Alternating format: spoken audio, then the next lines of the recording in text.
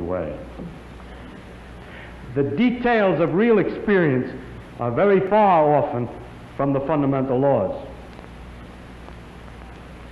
There are, in a way of speaking, in the world, we have a way of discussing the world which you could call, we discuss it at various hierarchies or levels.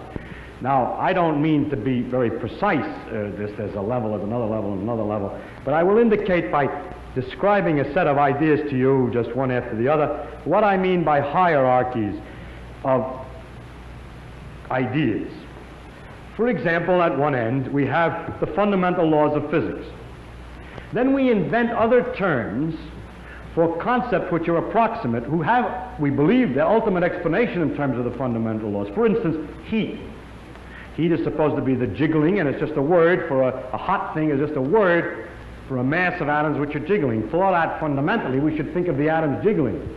But for a while, if we're talking about heat, we sometimes forget about the atoms jiggling. Just like when we talk about the glacier, we don't always think of the hexagonal ice snowflakes which originally fell. Another example of the same thing is a salt crystal. Looked at fundamentally, it's a lot of protons, neutrons, and electrons. But we have this concept, salt crystal, which carries a whole pattern already of fundamental interactions, or idea like pressure.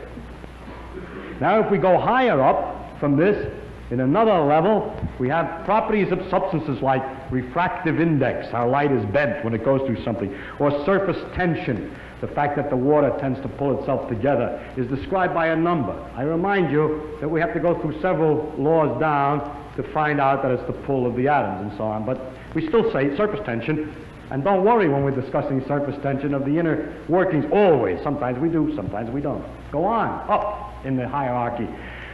With the water we have the waves, and we have a thing like a storm. We have a word for storm, which represents an enormous mass of phenomena. Or sunspot, or star, which is an accumulation of things. And it's not worthwhile always to think of it way back. In fact, we can't, because the higher up we go, we have too many steps in between, each one of which is a little weak, and we haven't thought them all through yet. And we go up in this hierarchy of complexity, we get to things like frog, or nerve impulse, which you see is an enormously complicated thing in the physical world, involving an organization of matter in a very elaborate complexity. And then we go on, we come to things, words, and concepts like man, and history, or political expediency, and so forth, which is a series of concepts that we use to understand things at an ever higher level. And going on, we come to things like evil, and beauty, and hope. Now, which end is nearer to the ultimate creator, or the ultimate? So if I make a religious metaphor, which end is nearer to God? Beauty and hope, or the fundamental laws?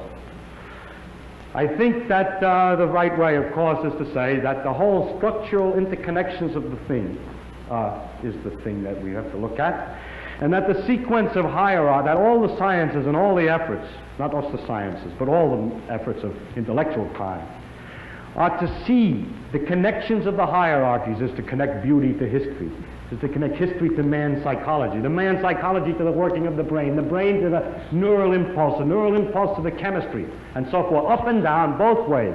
And today we cannot, and there's no use making believe we can, draw carefully a line all the way from one end of this thing to the other. In fact, we've just begun to see that there is this relative hierarchy. And so I don't think either end is nearer to God's. And to stand at either end and to walk out off the end of the pier only, hoping out in that direction is the complete understanding, is a mistake. And to stand with evil and beauty and hope, or to stand with the fundamental laws, hoping that way to get a deep understanding of the whole world with that aspect alone, is a mistake. And it is not sensible either for the ones who specialize at one end and the ones who specialize at the other end to have such disregard for each other. They don't, actually, but the people say they do. But that actually the great mass of workers in between, connecting one step to another, are improving all the time our understanding of the world, both from working at the ends and working in the middle.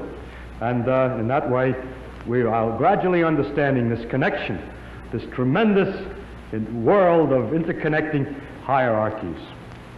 Thank you.